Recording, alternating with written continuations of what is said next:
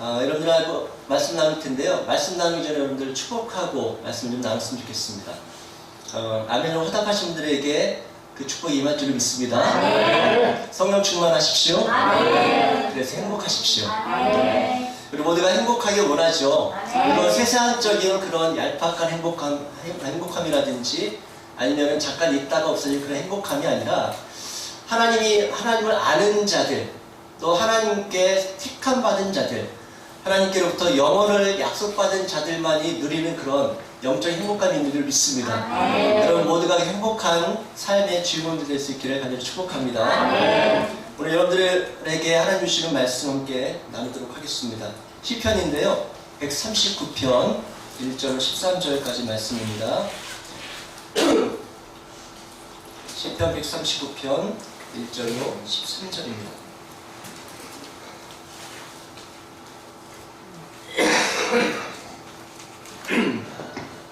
제가 읽고 여러분들이 읽으시면서 교독하겠습니다. 여호와여, 주께서 나를 살펴보셨으므로 나를 아시나이다. 주께서 내가 누구 있음을 아시고 멀리서 나의 생각을 밝게 하시며 나의 모든 길과 내가 눕는 것을 살펴보셨으므로 나의 모든 행위를 익히 아시오니 여호와여, 내를 나의 구속하시는 것이 하나도 없으시니라. 주께서 나의 앞뒤를 둘러싸시고 내게 안사셨나이다. 이 지식이 내가 공기하니 높아서 내가 이 지식이 못하나이다. 내가 주의 영을 떠나 어디로 가며 주의 앞에서 어디로 피하리이까. 내가 하늘을 나갈지라도 거기 있으며 소리를 지르리라 거기 있으리라. 내가 새벽 날개를 치며 바다 끝에 가서 거주할지라도 거기서 주의 손이 나를 인도하시며 주의 오른손이 나를 붙드시리라. 내가 혹시 말하기를 흑암이 반드시 나를 덮고 나를 푸른 빛은 밤이 되리라 할지라도 주에게서는 무관이 지식이 없다며 밤이 낮과 같이 있으나이니 주에게서는 무관과 같이 같으니이다. 함께 읽겠습니다. 주께서 내 내장을 지으시며 내 모태에서 나를 만드셨나이다. 아멘. 여러분 하나님을 잘 아시죠? 아멘. 오늘 제가 그 목양실에 잠깐 앉아 있다가 기도하던 중에 그냥 나왔어요. 왜냐면 찬양하는데 너무 이 자리에 같이 찬양하고 싶은 마음이 들어서 나왔습니다. 나와 앉았는데 설교에 자신이 있어서가 아니라 제가 하는 것이 아니라는 분명한 인식이기 때문에 설교 자리가 그렇게 이제는 떨리지 않거든요. 근데 이상하게 저 자리에 앉는데 마음이 몽글몽글해지는 거예요. 마음이 뭔가 조금 떨림이 있더라고요. 순간 알았습니다. 이거는 내가 설교를 앞두고 있는 그런 두려움과 또 염려스러운 떨림이 아니라 이곳에 성령님께서 함께 하시는구나. 여러분 믿으십시오. 당신을 사랑하시기 때문에 그래서 여러분이라고 하면 또 이렇게 흩어지니까 그래서 당신이라고 표현하는 거니까 이해해 주시고요. 당신을 사랑하시기 때문에 성령님께서 당신이 이 자리에 앉아 계시기 전에 이 자리를 찾기 전에 주님이 먼저 당신을 찾았다는 것을 꼭 기억하실 수 있게 간절히 축복합니다. 오늘 그 떨림이 오늘 여러분들에게 경험이 되고 확신이 되고 신뢰가 되어서 여러분들이 오늘 또 주일 마치고 오늘이 그 일주일의 시작 아니겠어요? 우리에게는 오늘 시작하는데 내일부터 오늘 이 시작이 하나님의 은혜와 하나님의 그 임재 가운데 있었기에 또 하나님의 말씀을 여러분들이 소유하고 돌아가시기에 여러분들의 일주일의 삶이 날마다 승리의 사건들로 채워질 수 있게 간절히 축복합니다. 여러분 시편을 누가 썼는지는 다들 아시죠?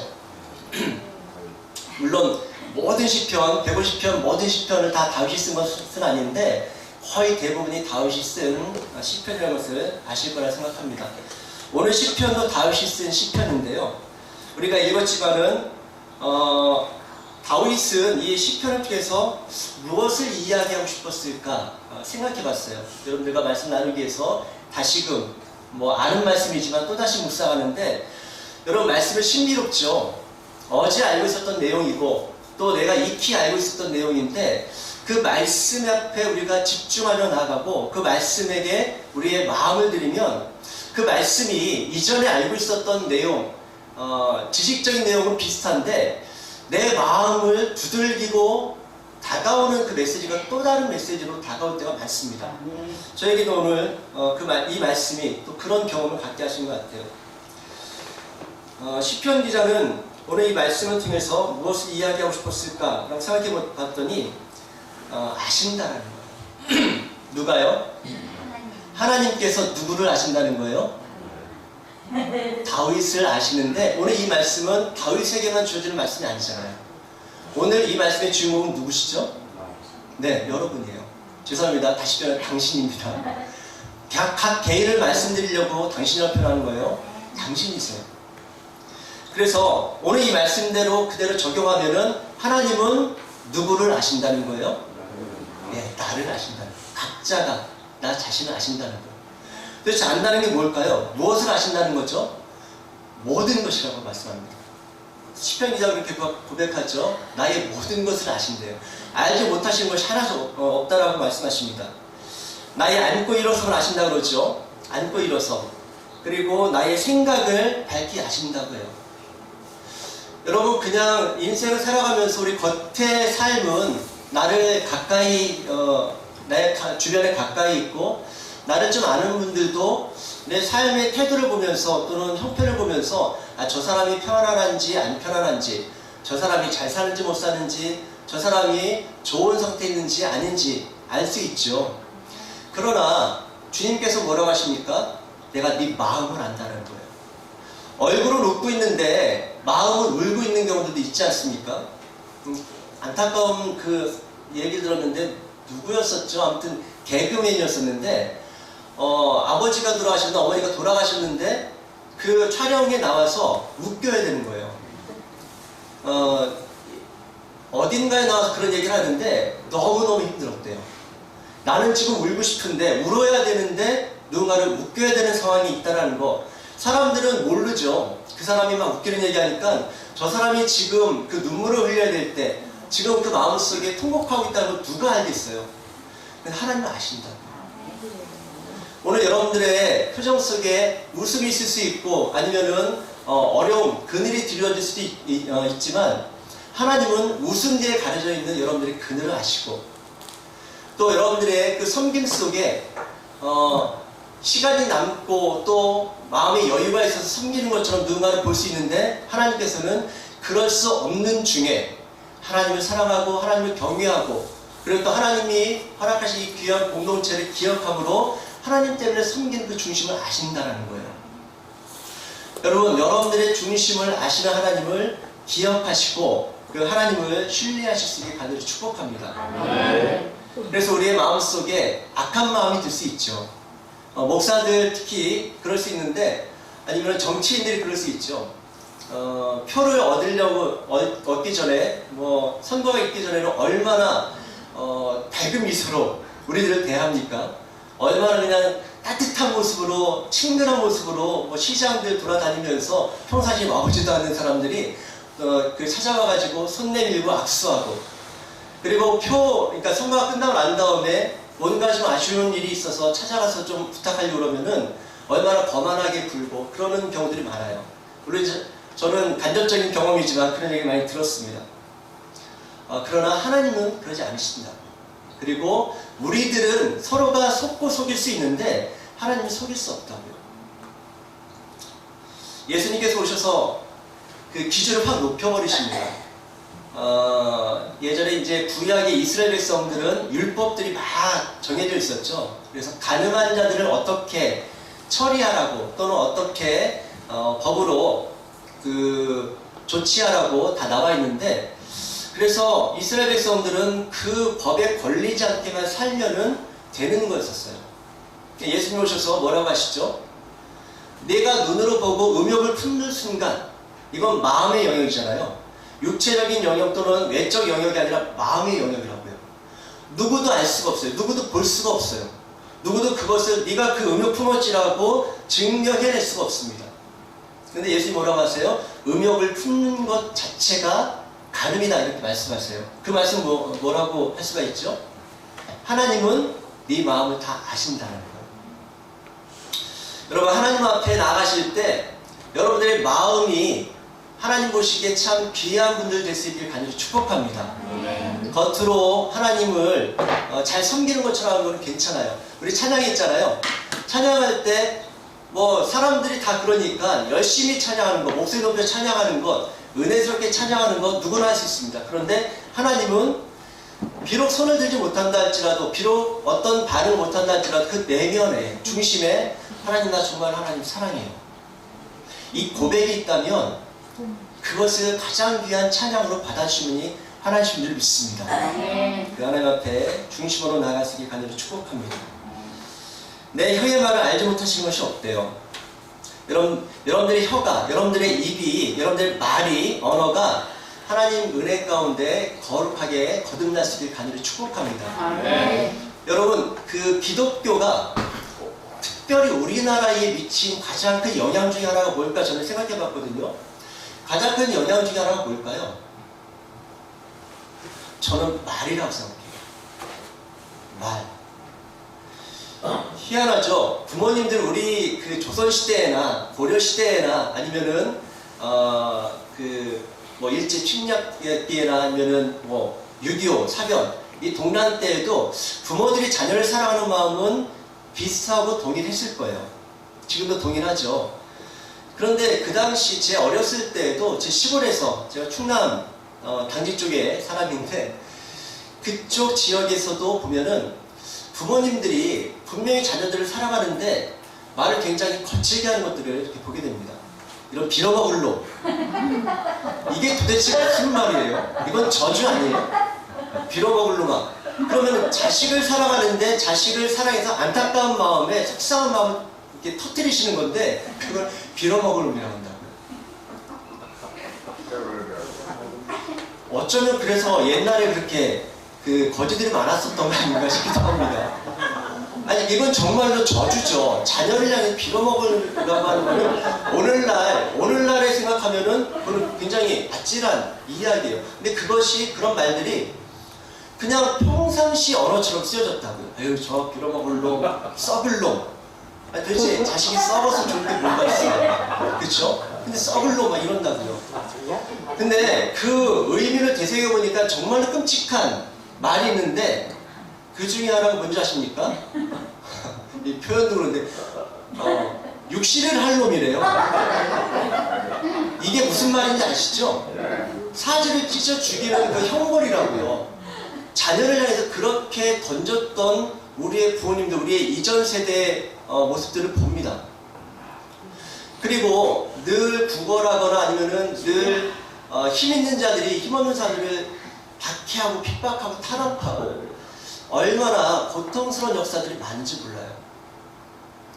그런데 기독교가 들어오면서, 아니 기독교가 아니라 예수 그리스도의 말씀이 우리 안에 들어오면서, 이 나라 이 민족 가운데 들어오면서 말이 바뀌기 시작하는 거죠.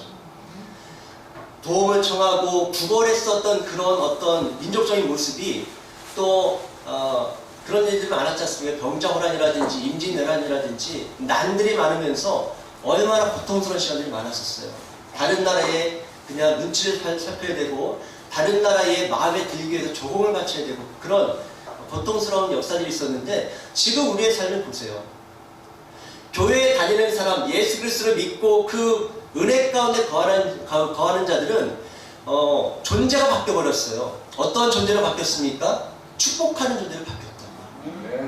하물며 나보다 나아 보이고 나보다 잘 살아 보이고 나보다 대단하게 능력 있는 사람한테도 축복을 하는 일로 바뀌었다고요. 예수 믿으세요. 그럼 구원을 받으실 것입니다.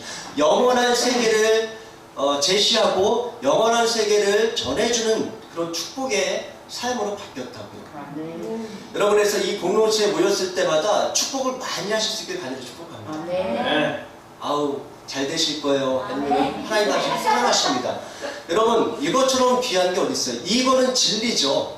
하나님이 당신을 사랑하십니다. 이 진리를 가진 자, 이거는 이 세상의 그 어느 것과도 비교할 수 없는 가치를 가지고 있는 것이거든요.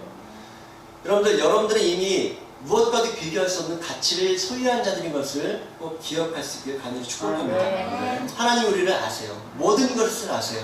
여러분들의 눈물이 어떤 눈물이 여러분들의 마음속에 배어있는지 아십니다. 어떤 한계 상황에 놓여있는지 아세요.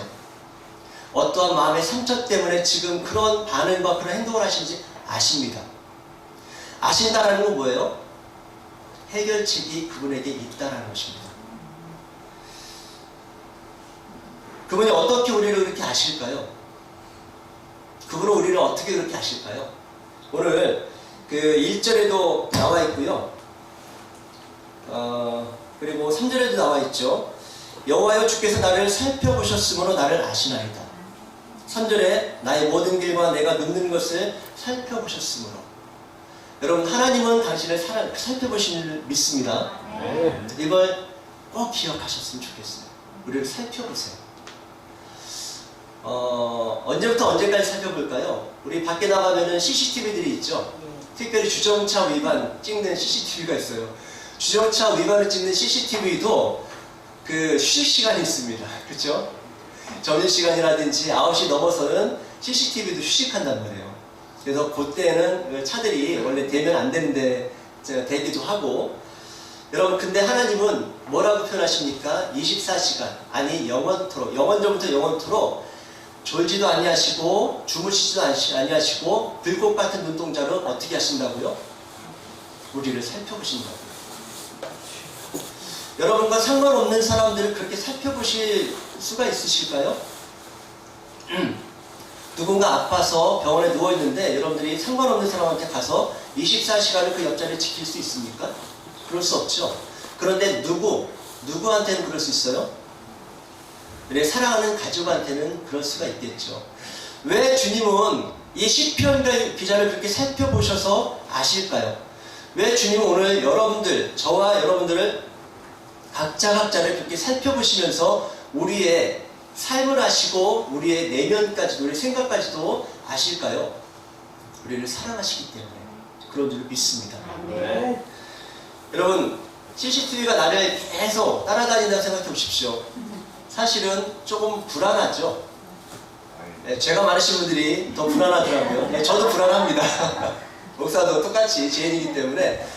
그런데 부모의 시선을 물론 귀찮아하기도 하지만 그거는 그래도 자기가 장성한 다음에 그런 거고, 연약한 아이들은 부모가 나를 지켜보고 있다고 하면은 안심을 하게 되죠. 안정감을 갖게 되죠. 오늘 여기서 하나님이 살펴보신다는 그런 의미를 가지고 있어요.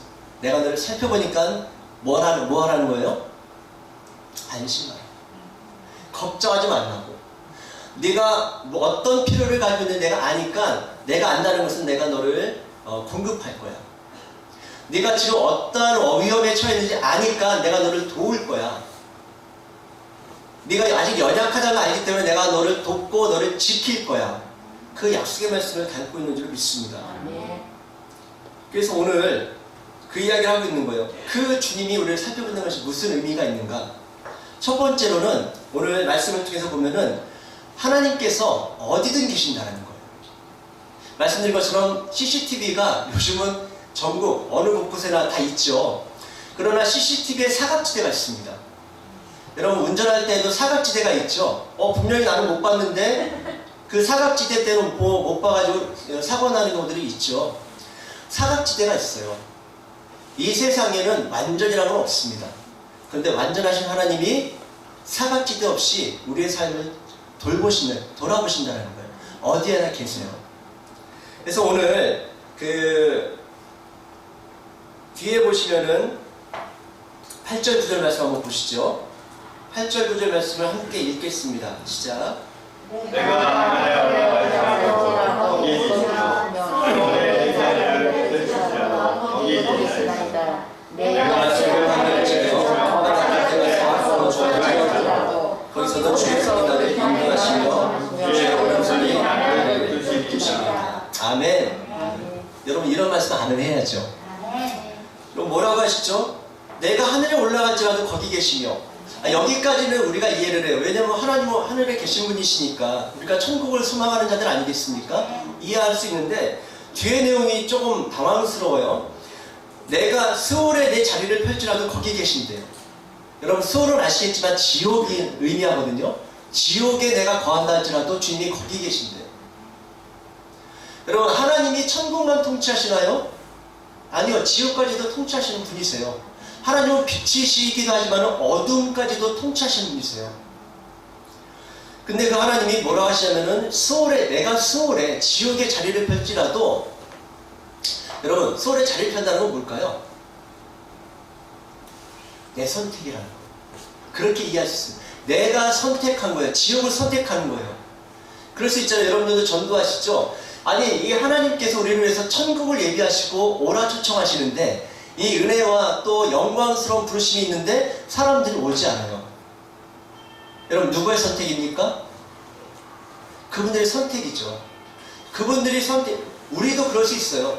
내가 믿음 안에서 천국을 누릴 수도 있지만, 내가 믿음을 내려놓고 오늘 지옥 같은 삶을 살 수도 있는 것입니다. 그런데 그 수월의 자리를 펼지라도 거기에 누가 계신다고요? 하나님께서. 그분이 왜 거기 계십니까? 왜 거기 계시죠? 이 말씀이 그렇게 들리는 거예요. 나는 너를 포기하지 못해. 나는 너를 외면하지 못해.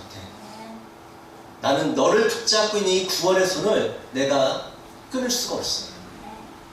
네가 지옥에 들어간다고? 아니, 내가 지옥까지 쫓아가서라도 널 끌어낼 거야. 네가 나를 아무리 외면하고 네가 나를 거부하고 거절한다 할지라도, 여러분, 자식이 부모를 거절한다고 부모가 포기를 해요?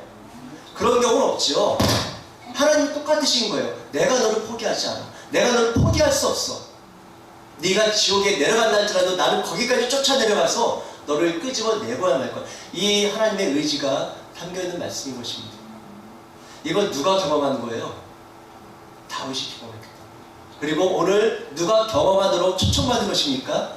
우리들이 경험받도록 초청받은 것이죠. 9절에 내가 새벽 날개를 치며 바다 끝에 가서 거주할지라도, 거기서도 주님이 함께 하시면서 붙드신대요. 여러분, 이걸 한번 그림을 좀 그려보실래요? 새가 있어요. 근데 새벽 날개를 치면서 바다 끝에 거한대요. 여러분, 얼마나 거단할까요? 너무너무 거단할 것입니다. 그런 경우 있죠. 저도 그런 경험이 있는데, 하루에 18시간, 19시간을 일해본 적이 있어요. 거의 쉼 없이. 그렇게 한 2달 살아보니까 그런 생각이 들더군요. 이러다 죽겠다. 진짜 죽겠다. 체력의 한계치를 경험하겠더라고요. 그리고 인생이 뭐랄까요, 무상하다고 할까요? 아무것도 가치가 없는 것 같아요. 내가 가치가 없어 보이는 것 같은 거 있죠. 그런 자리가 있더라고요. 여러분들도 혹시 그러실 수 있습니다. 너무 이중 삼중으로 너무 힘들고 어려운 상황들, 해결해야 될 일들이 있을 수 있죠. 그래서 어떤 일 하나만 가지고 누군가는 그냥 9시에 출근해서 5시, 6시에 퇴근해서 나머지 시간을 자기가 연유할 수 있는데, 어떤 분들은 그게 무슨 말이에요? 새벽 5시에 나와서 밤 이슬을 맞으면서 집에 돌아가고 그걸로 끝나고 그 다음날 쉴 수 있으면 좋은데, 그 다음날 또다시 그 삶을 살아야 될 때 얼마나 고단합니까? 집에 돌아가 쉬는 시간이잖아요. 집에 돌아가는 건 쉬는 시간이잖아요. 근데 그 쉼이라는 게 그 다음날 또다시 이 삶을 연장해야 되는 그런 잠깐의 쉼이 아니라 그냥 정거장 같은 거예요. 그런 삶도 있을 수 있습니다. 여러분, 다윗도 그런 자리가 있었던 것 같아요. 제가 생각할 때에는 아마도 이 시를 언제쯤 썼을까 정확하게 나와 있지는 않은데, 제가 추정해 보건데, 압살롬이라고 하는 아들의 쿠데타로 인해서 막 쫓겨갈 때 있죠. 다윗이 가장 처참한 순간은 그 순간이었을 것 같아요.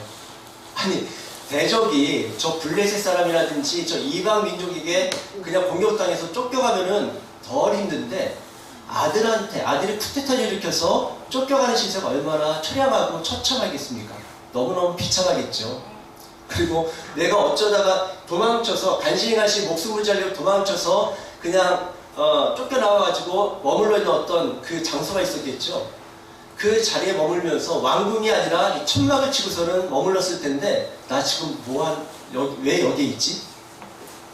나 다윗인데, 내가 어제까지 내가 왕이었는데 내가 어쩌다가 이 자리에 있는 거지? 하물며 아들한테 쫓겨나서 이러고 있는 거, 그걸 생각할 때 다윗이 얼마나 처참했을까요? 아마도 그때 쓰지 않았을까 그렇게 생각합니다. 그때도 다윗은 잠깐은 비참했지만 떠올리는 게 있어요. 하나님이 나와 함께 하시지. 하나님 나와 함께 하시지. 그리고 이렇게 그는 자기의 생각, 자기의 과거의 경험을 다시 한번 반추했을 겁니다. 되새겼을 거예요.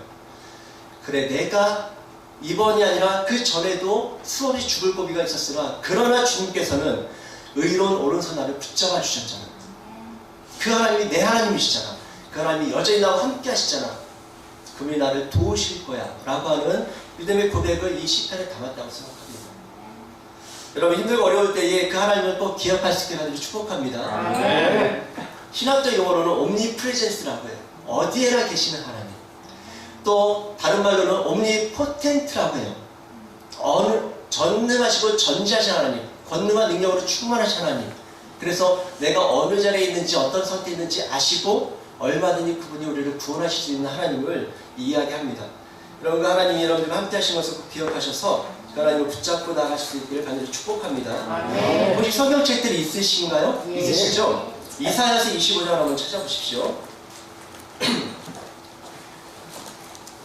여기 띄워주셨는데 그 눈이 불편하신 분들은 이걸 보실 때 혹시 괜찮으시면 성경책을 펴서 읽으시면 더 좋을 거예요. 아마.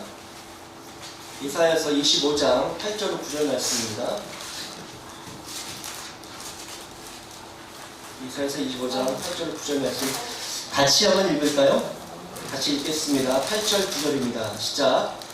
사방의 영원히 멸하실 것이라. 주 여호와께서 모든 얼굴에서 눈물을 흘리시며 자기 백성의 행실을 온 천하에서 제대하시리라. 여호와께서 이같이 말씀하셨느니라. 그날의 나라를 이는 우리의 하나님이시라. 우리가 그를 기다렸으니 그가 우리를 구원하시리로다. 이는 여호와시라. 우리가 그를 기다렸으니 우리는 그의 구원을 기뻐하며 즐거워하라 할 것이요. 아멘. 여러분, 이사야서도 그렇게 이야기하죠. 사막을 영원히 멸하실 것이다. 여러분, 살아계십니까? 죽어가고 계십니까? 살아계시죠? 왜 그래요? 영생을 소유하셨기 때문에. 영생이 없는 자는 우리는 뭐 30년을 살았습니다, 뭐 40년 살았습니다 이렇게 이야기하잖아요. 아니에요. 영생이 없는 자들은 30년을 죽은 거예요. 내가 만약에 100세까지 살 수 있다면 30년을 쓴 거예요. 30년이 죽어버린 것입니다. 그러나 우리 영생을 가진 자들은 사는 게 맞아요. 몇 년 사셨어요? 30년 살았습니다. 앞으로도 영원히 살 겁니다. 그것이 있는 것이죠. 사망을 멸하실 것이라고 이야기합니다. 주께서 모든 얼굴에서 눈물을 씻기시며 당신의 눈물을 씻기실 수 있는 분은 주님밖에 없어요. 물론 성도들 공동체 속에서 또는 여러분 하나님께서 보내신 손길을 통해서 닦아주시기도 하지만 그러나 궁극적으로는 주님이 여러분들의 눈물을 닦아주신다고요. 그리고 자기 백성의 수치를 온천에서 제하시리라. 전 이 말씀이 너무 좋더라고요. 여러분, 수치를 당할 때가 있어요. 수치스러울 때가 있어요. 그건 뭐예요?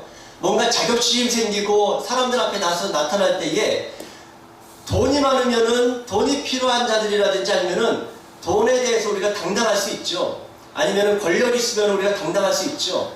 그런데 뭣도 내놓을 것이 없고 사람들 중에 내가 육적으로 볼 때에 별로 내세울 것이 없을 때 왠지 부끄럽다고요. 왠지 위축된다고요. 그런데 하나님께서는 우리의 수치를 벗겨주신대요. 여러분, 그 하나님 여러분들 하나님이신 것을 믿으시길 바랍니다. 그날에 말하기를 이는 우리의 하나님이시라. 여러분, 우리의 하나님 이거 너무 좋지 않습니까? 우리의 하나님이시라. 이걸 바꾸십시오. 나의 하나님이시라. 공동체적으로는 우리의 하나님이시라 맞는데 개인적으로는 나의 하나님이세요. 우리가 그를 기다렸으니 그가 우리를 구원하시리로다. 이는 여호와시라. 우리가 그를 기다렸으니 우리는 그의 구원을 기뻐하며 즐거워하리라 할 것이다. 여러분, 구원을 즐거워하며 기뻐할 수 있게 간절히 축복합니다. 여러분, 계시록 한 장만 좀 더 찾아보시죠. 계시록 7장인데요. 계시록 7장 16절 17절 말씀입니다.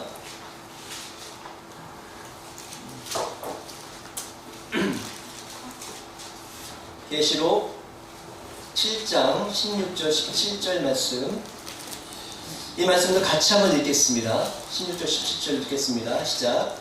그들이 다시는 죽지도 아니하며 목마르지도 아니하고 해나 아무것도 기운에 사라지도 아니하리니 이는 보좌 가운데 계신 어린 양이 그들의 보좌 앞에서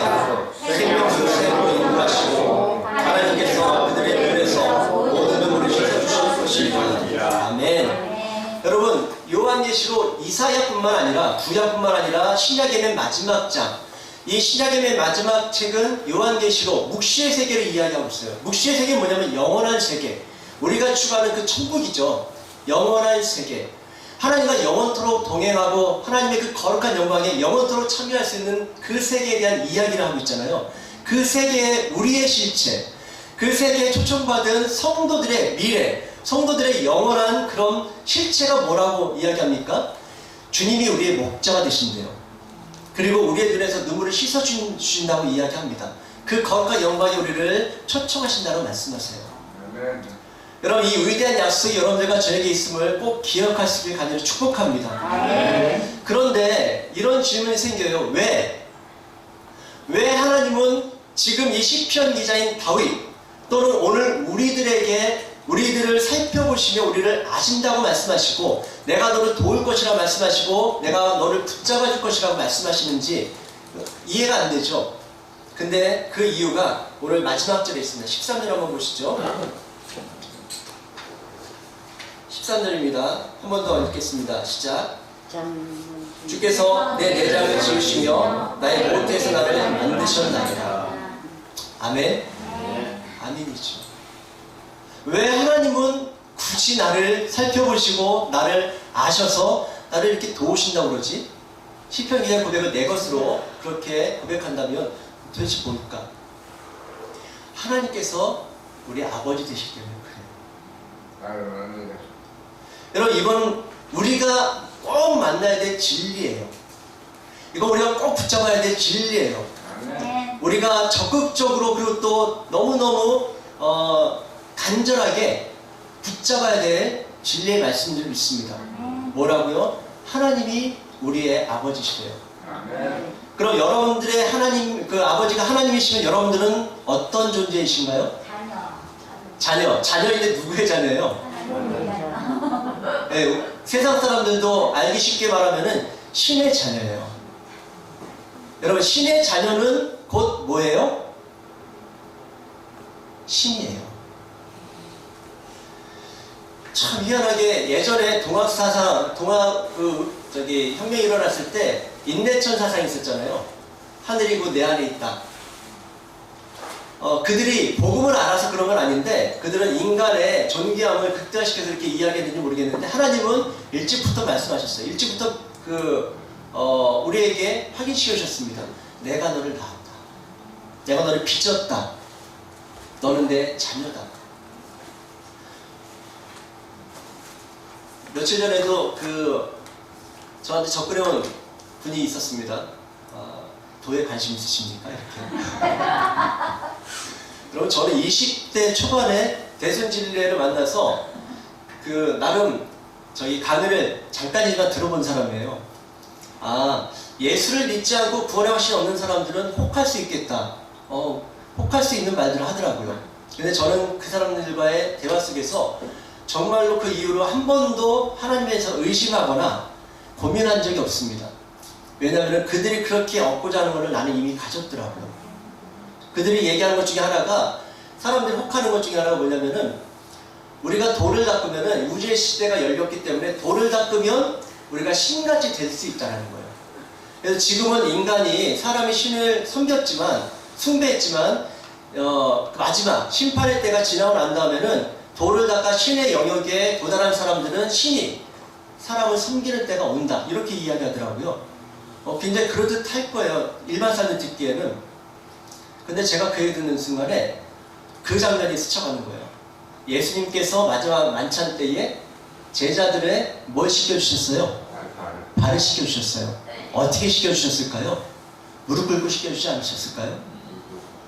여러분, 제자들의 발만 시켜주십니까? 오늘 우리들의 발도 시켜주십니까? 우리의 발도 시켜주실 거 아니에요? 그럼 나는 이미 그 신의 섬김을 받은 사람인데 뭘 또 섬김을 받으려고 돌을 닦아요, 여러분? 바보 같은 짓이죠. 그래서 저는 나오면서 할렐루야를 외치고 나왔어요, 정말로. 여러분, 하나님 우리를 섬겨주세요.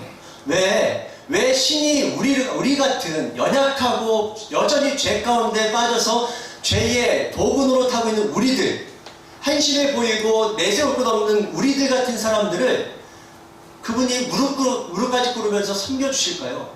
왜 그렇게 뒤치다거리 해주시면서 쫓아다니면서 우리를 살펴주시고 도와주실까요?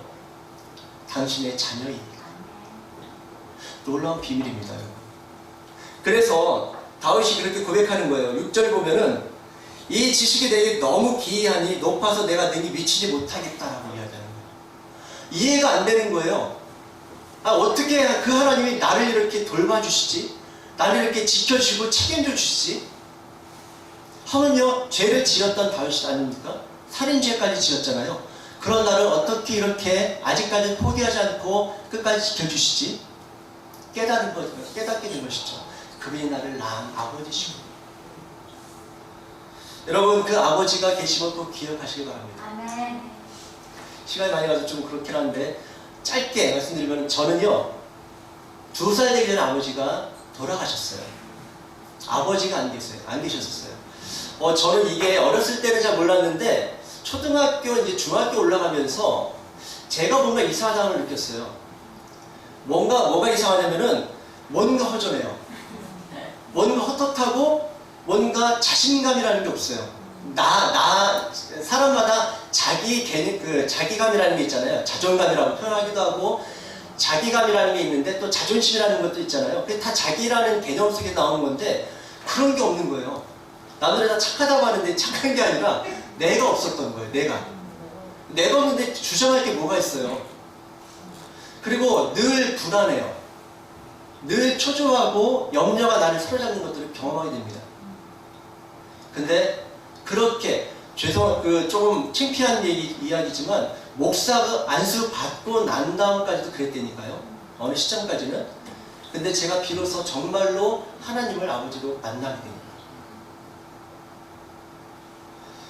그럼 예전 같으면은 뭐 하나 발표하라고 하잖아요. 나는 싫은데 왜 그렇게 저한테 발표하라고 하는지 모르겠어요. 싫다는 사람을 이렇게 시키더라고요. 발표하기 전에 죽을 것 같고 발표하고 난 다음에도 죽을 것 같아요. 발표할 때는 더 죽을 것 같겠죠. 그런데 하나님이 내 아버지라는 것이 믿어지고 난 다음에 그것이 많이 없어졌어요. 두렵지 않아요. 완전할 수 있겠습니까? 아니요. 저 완전하지 않기 때문에 또 어떤 때는 두렵기도 하고 사람의 인정에 대해서 어떤 때는 매이기도 하지만 그러나 제 중심에 분명한 게 있어요. 그게 털려지는 거예요. 예전 같으면 못 털고서는 끙끙 앓았을 텐데 오늘도 망했네. 잠깐 그렇게 위축되어 있다가도 근데 나는 누군데? 하나님의 아들이잖아. 됐지 뭐. 그럼 됐지 뭐. 여러분 그 하나님, 저는 아버지가 안 계셨기 때문에 어쩌면 그 하나님의 이미지를 받아들이기가 또 한편으로는 쉬웠을지 모르겠어요. 근데 많은 분들이 내 육신의 아버지의 이미지가 하나님의 이미지를 가름하고 때가 참 많습니다. 여러분 그래서 말씀이 중요한 거예요. 말씀이 도대체 하나님이 내게 어떤 아버지를 다가오시는지를 계속 말씀하고 있거든요. 증명하고 있거든요. 증언하고 있어요. 하나님이 끊임없이 내가 너희 아버지 것을 네가 좀 알았으면 좋겠어. 내가 너를 얼마나 사랑하는지 네가 좀 알았으면 좋겠어. 내가 너를 알듯이 너도 나를 좀 알았으면 좋겠어. 내가 너를 얼마나 사랑하는지 네가 알았으면 좋겠다라는 간절한 바람이 성경에 깊이 배어 있어요. 여러분 그래서 한 가지 부탁드리건데 이제는 하나님이 여러분들과 저를 살펴보는 것처럼 여러분들도 이제는 하나님을 살펴볼 수 있게 간절히 축복합니다. 네. 어떻게요? 말씀이 있잖아요. 말씀을 사모하시고 말씀에 집중하십시오. 말씀을 향해서 달려나가십시오. 말씀을 읽어보세요. 그리고 기도하십시오. 하나님 나도 하나님을 알기 원해요. 하나님 나를 살펴보시는 것처럼 나도 하나님을 살펴보아 하나님을 알기 원하니 주님 나의 눈을 열어주십시오. 지혜와 계시형을 부어주셔서 하나님 말씀을 읽을 때 그 말씀이 깨달아지는 은혜가 있게 도와주시고 말씀을 열 때마다 그 하나님이 내게 목도 되어질 수 있도록 축복해 주세요. 아멘. 여러분 성경 펼치면 뭐가 보이시죠? 성경 펼치면 뭐가 보입니까? 글자가 보인다고 많은 분들이 이야기하는데 여러분 성경을 펼치면 뭐가 보여요? 제가 말씀 사역을 어느 순간부터 교회 사역도 굉장히 중요한 귀한데 말씀 사역에 마음을 가지고 계속적으로 노력하는 게 뭐냐면 여러분 관점이 안 열리면은 이 말씀이 그냥 육적인 말씀으로밖에 안 보여요. 오늘 어떤 권사님 간증을 듣는데 권사님이 거의 그 20일 동안 이제는 처음에는 3개월에 한 번 통독하는 거를 이렇게 하셨었는데 그게 굉장히 단련되고 숙달되다 보니까 20일이면 1독을 한대요. 그래서 1년에 18독을 했대요. 그 권사님 나이가 70세가 넘으신 분이에요. 혹시 80 넘으신 분 계신가요? 한 분만 빼고 다 핑계 댈 수가 없습니다. 누구를 하실 수 있는 거예요. 80 거의 다 되셨으니까 그런 분 하셨다면. 그런데 그분이 말씀하신 거에서 제가 굉장히 안타까움을 느꼈습니다. 읽으면서 그 성경에 나와 있는 신약 인물들을 보면서 계속 해결하셨다는 거예요. 너무 안타깝고 너무 여러분 죄송한데 잘못 읽는 거예요. 여러분 성경을 읽을 때 사람이 보이면 안 되는 거예요. 누가 보여야 될까요? 하나님 보여야 되는 거예요. 이게 제가 하나님을 아버지로 만나기 이전에 큰 차이입니다. 하나님을 만나기 전에는 저도 똑같이 신학하고 모태신앙으로 얼마나 많은 설교를 들었겠습니까? 그렇게 알다가 하나님 만나니까 너무 다른 거예요. 여러분 하나님 다르세요. 지금까지 여러분들 중에 온전히 하나님 만나신 분들이 있겠지만은 지금까지 우리가 알고 있었던 하나님과 너무 다르세요. 그분 진짜 신실하세요. 이 고백이 뭐 몇 번 어떤 경험을 통해서 일어나는 게 아니라 성경 내내 그 얘기를 하고 있기 때문에 저는 한몫할 수밖에 없었어요. 여러분 그 하나님이 여러분을 낳으셨습니다. 그 하나님이 여러분들을 아시는 것처럼 여러분들도 하나님을 알아가는 그런 축복과 은혜 가운데 거하실 수 있기를 간절히 축복합니다. 우리 옆에 분들한테 인사하시죠. 하나님 당신 아십니다. 그리고 이렇게 한번 좀 서로 고민하시죠. 우리도 하나님을 압시다. 네, 시간이 너무 가서 그냥 여기서 마무리해야 될 것 같은데요. 여러분 그 한마디면 돼요. 하나님이 당신을 아십니다. 그리고 하나님은 당신이 그 하나님을 알아주기를 원하세요. 정말 원하세요. 간절히 원하세요. 그리고 알고자 하는 자들에게 진리의 세계를 이미 열어놓으셨습니다. 당신이 선택하시고 결정하시고 그분 앞에 나아가시기만 하면 됩니다.